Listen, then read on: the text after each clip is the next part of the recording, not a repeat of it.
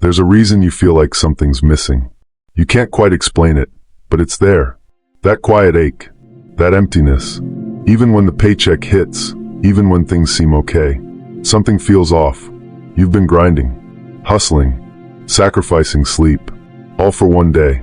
One day when you'll finally breathe. One day when the money's enough. One day when life finally feels worth it.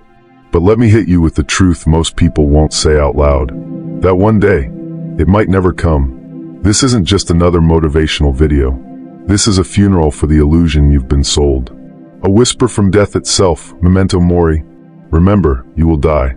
And while you've been chasing numbers, chasing approval, chasing someday, your real life, the one you were meant to live, is slipping through your fingers. This video isn't about quitting ambition. It's about reclaiming your soul before your success comes with a coffin. Stay with me until the end. Because if you don't, you might just wake up rich and completely empty inside. Part 1. The Lie of Someday. There's a lie most men swallow without question. The lie of someday. Someday, when you finally stack enough cash, you'll start enjoying life. Someday, when you hit that salary, buy that house, drive that car, then you'll feel whole. But listen closely, someday is a myth. From childhood, we're conditioned to chase more. More money, more status, more validation. We're taught to measure life by digits, not depth. Your worth becomes your net worth. Your success becomes your schedule. And your soul, that gets buried under grind now, alive later. Pay attention to this. You skip birthdays because you're building. You silence your joy because you're focused. You stop answering calls from loved ones because you'll make it up to them. But will you? Let me tell you a story. There was a man who worked 16-hour days building a startup. He told himself it was all for his family. Once the business takes off, he said, we'll finally be free. But life had other plans. He made the money, but his father passed before he could buy him that house. His daughter grew up while he was too busy checking emails. And his marriage? Gone. He gained everything except what mattered. Memento Mori. You will die. Not in a metaphorical way, but for real. One day your heart will stop and the emails won't matter. The numbers won't matter.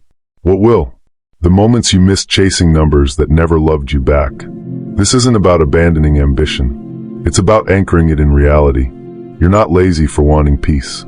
You're not crazy for craving presence. But you've been sold a hustle so toxic, it made you believe rest is weakness. It's not. It's a man reclaiming his soul. Remember this, life doesn't begin after success. It's happening right now, in between the deadlines and the dopamine hits. And if you keep living for someday, one day you'll wake up rich, but emotionally bankrupt. Don't just build a life. Feel it, before it's too late. Part 2. The Story of the Empty Millionaire. Let me tell you about a man named Jack.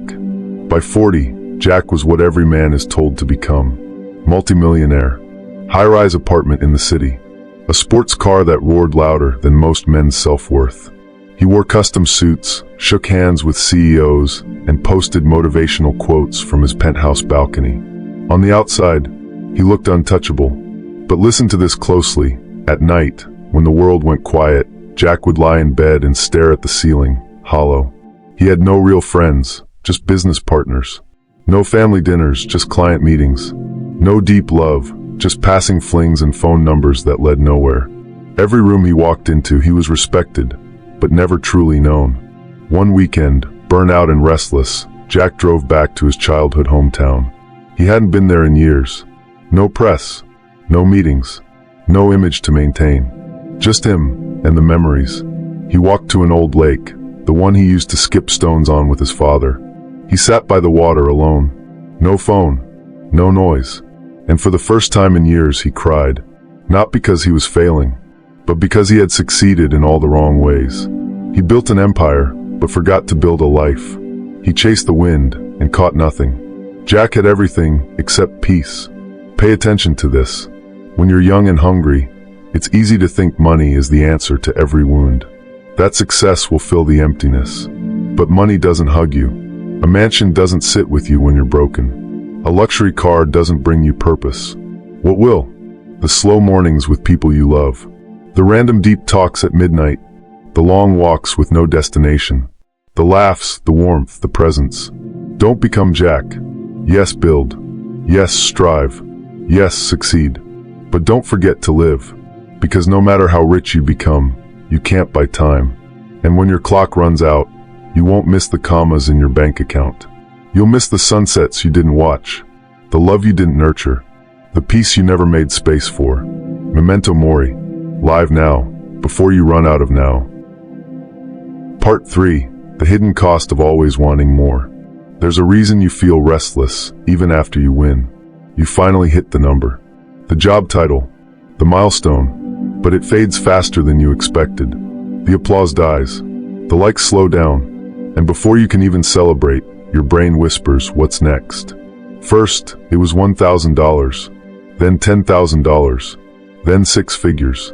But peace?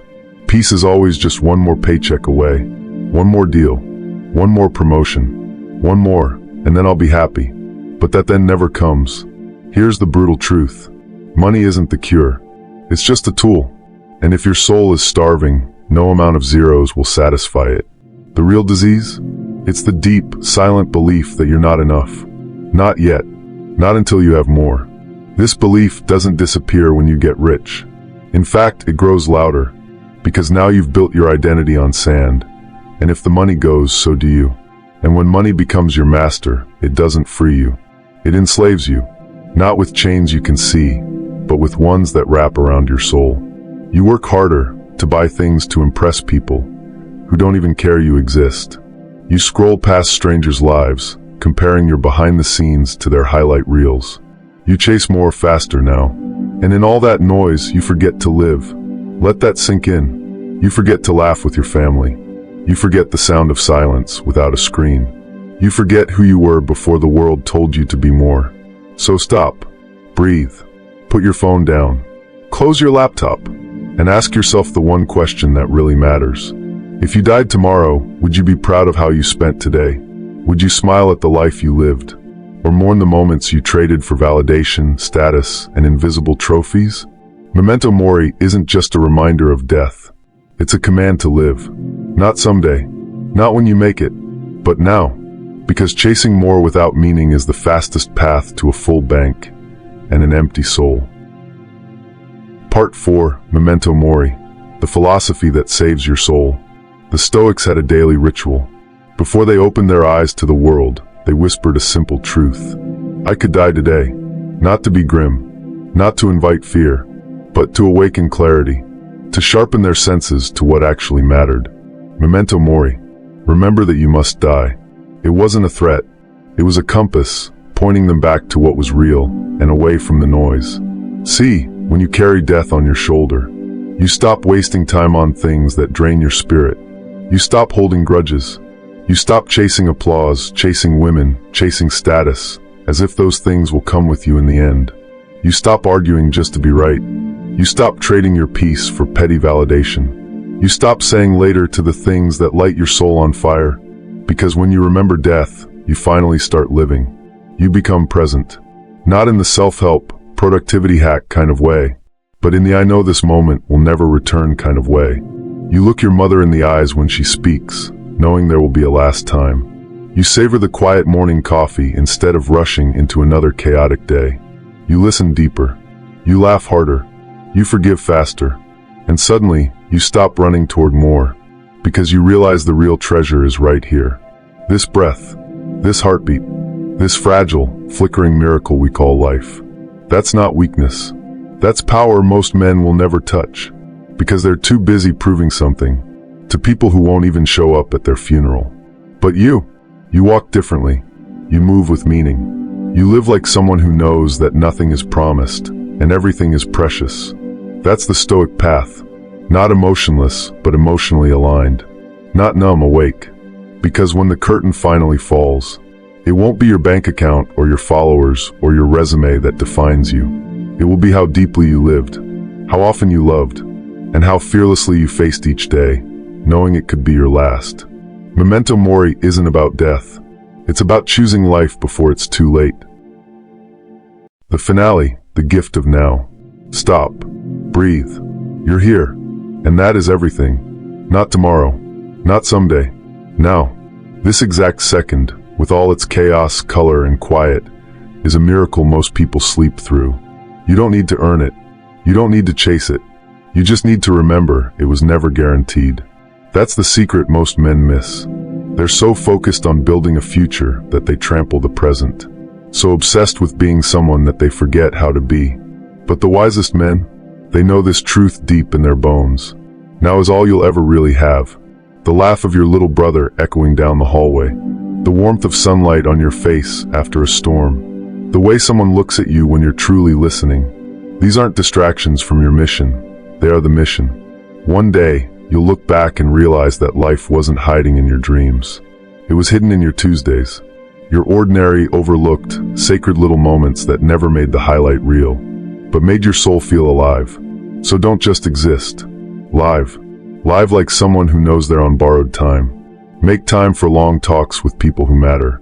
Feel the rain instead of running from it. Say the hard things while you still have the voice. Forgive while your heart is still beating. Because no amount of money will buy back the moment you're in right now. And no future success will ever matter if you sleepwalk through the present. You've been given the gift of now. Unwrap it. Hold it like it's sacred, because it is. You don't have to give up your ambition. Just don't let it blind you to the beauty that's already here. In the end, no one regrets having less money. They regret not living while they had the chance. So take this as your sign. To slow down. To wake up. To live fully, fearlessly, and freely. Before it's too late. Memento Mori. Remember, you must die, so that you may finally begin to live.